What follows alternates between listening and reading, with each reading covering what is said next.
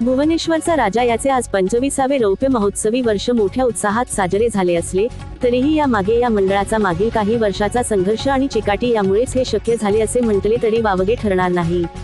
या मंडळाचा आजपर्यंतचा प्रवास पाहता साधारणतः 1978 सालापासून निर्लॉन कंपनी मार्फत कामगार वर्गाच्या पुढाकाराने निर्लॉन कॉलनी भुवनेश्वर येथे गणेशोत्सव साजरा करण्यात येत होता।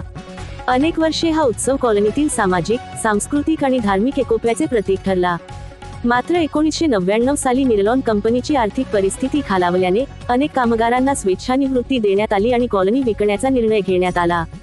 परिणामी अनेक कामगार आर्थिक अडचणीमुळे कॉलनीतील आपली घरे खरेदी करू शकले नाहीत। त्यामुळे काही जण आपल्या गावी गेले, काही भाड्याने घर घेऊन राहू लागले तर काही मोजक्या लोकांना कॉलनीमध्ये घर घेणे शक्य झाले। या सर्वांचा थेट परिणाम गणेशोत्सवावर झाला। 2000 साली मोठ्या स्वरूपातील गणेशोत्सव साजरा होऊ शकला नाही। परंपरेनुसार लहान मूर्ती आणून क्लबमध्ये केवळ पूजन करून श्रद्धेने परंपरा राखण्याचा प्रयत्न करण्यात आला। रोहा तालुक्यातील सर्वात मोठा गणेशोत्सव म्हणून ओळखल्या जाणाऱ्या कॉलनीच्या गणपतीचे पुढे आयोजन होणार नाही, यामुळे कॉलनीतील युवक आणि आसपासच्या परिसरातील मित्रवर्ग व गणेशभक्त यांच्यात चिंता पसरली। या भावनिक आणि श्रद्धेच्या प्रसंगावर एकत्र येत 2001 साली कॉलनी व आसपासच्या परिसरातील युवक वर्गाने आणि काही ज्येष्ठ मार्गदर्शकांच्या सहकार्याने मासिक वर्गणीच्या माध्यमातून नव्याने गणेशोत्सव साजरा करण्याचा निर्णय घेतला। याच प्रेरणेतून जय गणेश मित्रमंडळाची स्थापना करण्यात आली आणि भुवनेश्वरचा राजा या नावाने पुन्हा एकदा नव्या जोमाने गणेशोत्सव साजरा करण्याची सुरुवात झाली। आज या युवकांच्या पुढाकारातून व काही ज्येष्ठांच्या मार्गदर्शनाखाली सुरू झालेल्या या उत्सवाने 25व्या रौप्य महोत्सवी वर्षात पदार्पण केले आहे। ही बाब अत्यंत गौरवाची आणि अभिमानास्पद आहे, असे उद्गार मंडळाचे अध्यक्ष नितीन माने यांनी यावेळी बोलताना काढले। आज रोहा शहरातील निर्लॉन कॉलनी येथील जय गणेश मित्रमंडळ भुवनेश्वर आयोजित भुवनेश्वरचा राजा सार्वजनिक गणेशोत्सवाचा 25वा रौप्य महोत्सवी सोहळा मोठ्या उत्साहात आणि भक्तिभावाने संपन्न झाला। या विशेष पर्वामध्ये मंडळाने सामाजिक जाणीव जपून निसर्गाचा समतोल राखा व पर्यावरण वाचवा या विषयावर भव्य देखावा साकारला होता।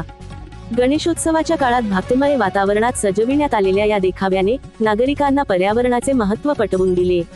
निसर्ग संवर्धनाचा संदेश देणारा हा उपक्रम समाजात जागरूकता निर्माण करणारा ठरला असून पाहणाऱ्यांनी त्याचे भरभरून कौतुक केले। आज दुपारी भुवनेश्वरच्या राजाच्या विसर्जन मिरवणुकीची सुरुवात रोहा शहरातून झाली। ढोल ताशांचा गजर, लेझिम पथकांचे सादरीकरण, पारंपरिक नृत्याविष्कार, फटाक्यांची आतषबाजी आणि गणपती बाप्पा मोरयाच्या गजरात ही मिरवणूक भव्य थाटामाटात पार पडली। संपूर्ण रोहा शहरात भक्तिमय आणि उत्साहवर्धक वातावरण पसरले होते। ही मिरवणूक शहरातील प्रमुख मार्गाने जात असताना भाविकांनी दर्शनासाठी तुडूंब गर्दी केली होती। या राजाची विसर्जन मिरवणूक कुंडलिका नदी तीरावर पोहोचली असता तेथे मोठ्या संख्येने भाविकांच्या उपस्थितीत आणि जल्लोषात भुवनेश्वरच्या राजाचे विसर्जन विधी पार पडले।